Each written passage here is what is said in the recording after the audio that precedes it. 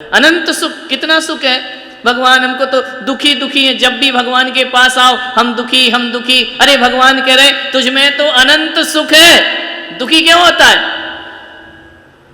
सारा सुख कहाँ है? बाहर नहीं है, भीतर है। भीतर मान्यता का सुख है और मान्यता का दुख है। किसी को अपना मान रखा है इसलिए दुखी हो।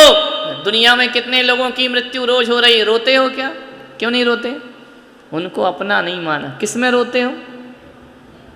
तो सुख दुख मान्यता में है या सामने वाले में? अपनी मान्यता में सुख दुख है। भगवान कह रहे तू तो ऐसा मानना, बैठ जाओ देवी, तू ऐसा मान कि मैं तो मान्यता ही का तो सुख दुख है, मानना ही तो है। तो अपने को सुखी मानना, हर परिस्थिति में अपने को सुखी मानना, यह मनुष्यता हुआ करती है। दुख में दुखी हो गए, सुख में सुखी हो गए, एक ऐसा मानव जीवन, एक ऐसी मनुष्य की जिंदगी है। नहीं, सुख हो या दुख हो, मेरा स्वभाव क्या है? अनंत सुख मेरा स्वभाव है। ये सुख दुख तो लहरें हैं, आएंगी और चलिए, पल भर का है, क्षण भर का है। सब दिन होत ना एक समान। सब दिन एक से होते हैं क्या? नहीं, कभी सुख भी होता है, कभी दुख भी होता है, कभी अच्छा भी होता है, कभी बुरा भी होता है। उस समय क्या चिंतन करना है? उस समय ये चिंतन करना है, हे आत्म परमेष्टि, हे आत्मा के भगवान, एक बार अपने अंतस में जा, तुझ में अनंत सुख है। क्या है? एक बार अपने को पहचान लो, जान लो, सुख की प्राप्ति हो जाएगी।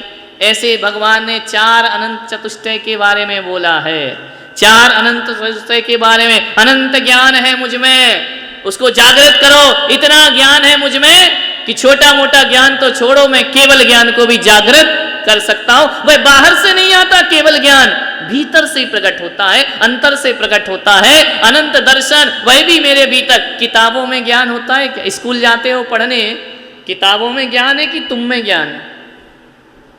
किसमें है ज्ञान? बोलो। इस किताब में जो लिखा है, क्या लिखा है ये तुम जान रहे या किताब जान रही? कौन जान रहा है? तो ज्ञान किस में है? अपने में है ना। किताब में ज्ञान थोड़ी है, पुस्तकों में ज्ञान थोड़ी है, शास्त्रों में ज्ञान नहीं है। ज्ञान तो मुझ में है। किताब तो सहारा है, किताब तो एक माध्यम है। यदि किताबों में ज्ञान होता तो पेन भी लिख देता। पेन लिखता है कि तुम लिखते हो? कौन लिखता है? बोलो। हाथ लिखता है कि तुम लिखते हो? कौन है लिखने वाला? शरीर लिखता है कि मैं लिखता हूं? मैं हूं लिखने वाला।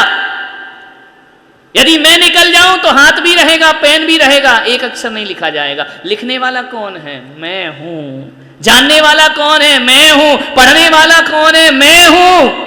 समझ में आ रहा? तो ये सारी चीजें तो मेरे अंदर मौजूद है, बाहर नहीं है। ना ज्ञान बाहर है, ना दर्शन बाहर है, ना सुख बाहर है, ना बल बाहर है। शक्ति भी मुझे ही अपनी जगाना पड़ेगी। रात्रि भोजन छोड़ दो। नहीं महाराज, अरे इसमें ही तुमको कष्ट आ गया। कैसे अनंत चतुष्टय के स्वामी हो तुम? विचार करिए। तुमको तो कर्मों को नाश करने की शक्ति है, तुम्हारे अंदर तो मोक्ष जाने की शक्ति है। ये धन्यता का अवसर है जो चातुर्मास यहाँ पर हो रहा है। और इसीलिए इस बार चातुर्मास की प्रक्रिया ऐसी रखी कि एक एक परिवार आए।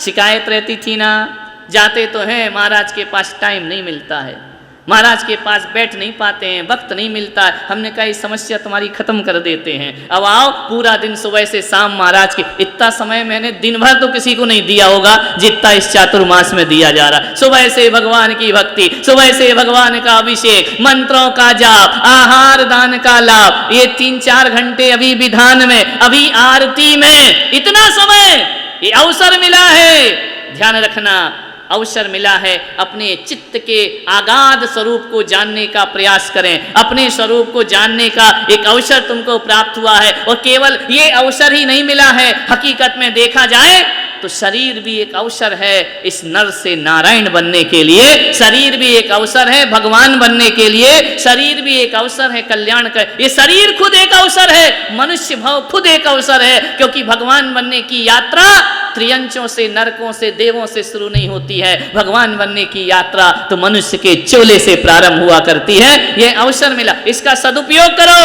सदुपयोग कैसे करें? वाणी का सदुपयोग करो, अच्छा बोलो, हित मित प्रिय बोलो, ये वाणी का सदुपयोग है। निंदा, चुगली, बुराई, ये वाणी का दुरुपयोग है। गाली गलौज, ये वाणी का दुरुपयोग है। वाणी का दुरुपयोग मत करिए, वाणी का सदुपयोग करिए। इस मनुष्य भाव का एक बात याद रखना, पंचम काल में पैदा हुए हैं, भगवान नहीं बन पा रहे। बन रहे हैं क्या? लेकिन मैं पुलक सागर कहता हूं, भगवान बनो या ना बनो, जिनेंद्र बनो या ना बनो, भगवान नहीं बन पाए कोई बात नहीं, भगवान के तो बन जाओ। समझ में आ रहा? भगवान मत बनो, लेकिन किसके बन जाओ?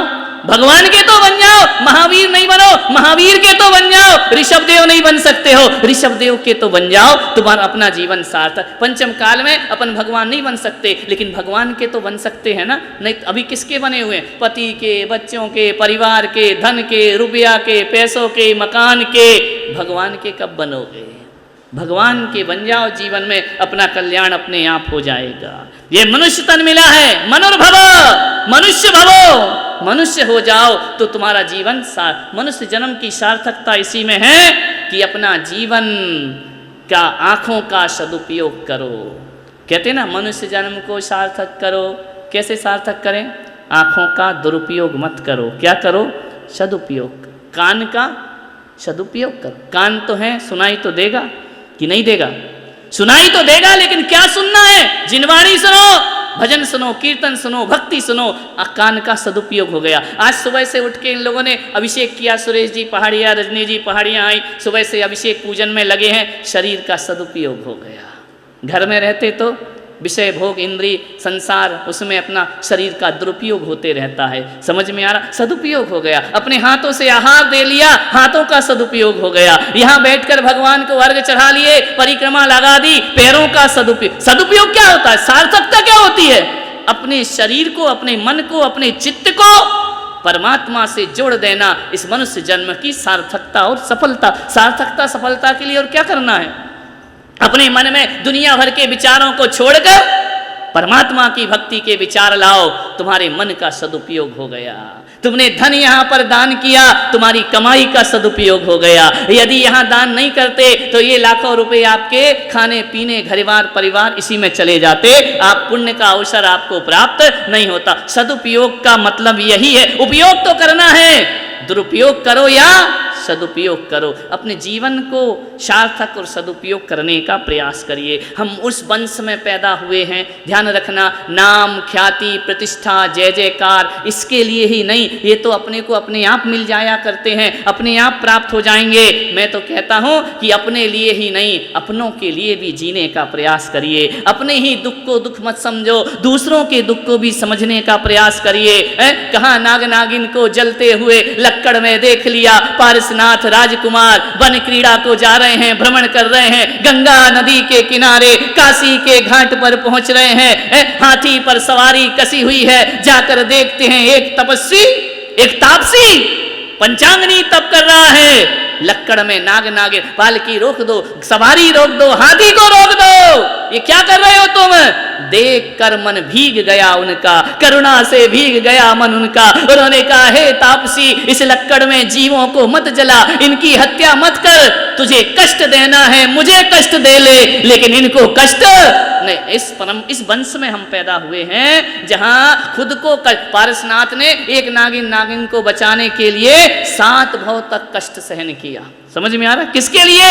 एक जीव को बचाने के लिए 7 भव तक कष्ट सहते हैं भगवान। ये हम उस परंपरा में दीक्षित हुए हैं। विवाह को सजी है बारात, घोड़ी पर जा रही है बारात, रथ पर सवार हैं भगवान, जा रहे हैं विवाह करने के लिए। क्या पूछा? ये पशु, ये जानवर किस लिए बंधे हुए हैं? ये आपके यहाँ मांसाहारी राजाओं के लिए। मेरी वजह से इतने पशुओं की हत्या होगी, नहीं करना मुझे विवाह। लौट गए, चढ़ गए गिरनार की चोटियों पर, नेमिनाथ भगवान जाकर के उन्हें करुणा आ गई। जिस संसार में हमारे लिए दूसरों की जान जाती हो, ऐसे धर्म में, ऐसे वंश में हम पैदा हुए हैं जहां पर चींटी की आत्मा को उतना ही महत्व दिया जाता है जितना सिद्ध भगवान को महत्व दिया जाता है। ऐसे संस्कार हमारे, ऐसी संस्कृतियां हमारी, उसमें हमारा और आपका जन्म हुआ है। ध्यान रखिए।